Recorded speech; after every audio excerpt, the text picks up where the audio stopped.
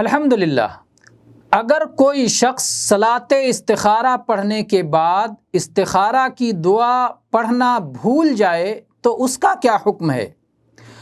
اگر کوئی شخص صلاۃ استخارہ کے بعد دعائے استخارہ پڑھنا بھول جائے تو اگر وہ ابھی اپنے مصلی سے اٹھ کھڑا ہوا نہیں ہے بلکہ اپنے مصلی پر ابھی موجود ہے اور ابھی اس کا وضو بھی سلامت ہے، وضو نہیں ٹوٹا ہے، اور اسے یاد آ گیا کہ اس نے دعا نہیں پڑھی ہے تو وہ شخص دعا پڑھ لے۔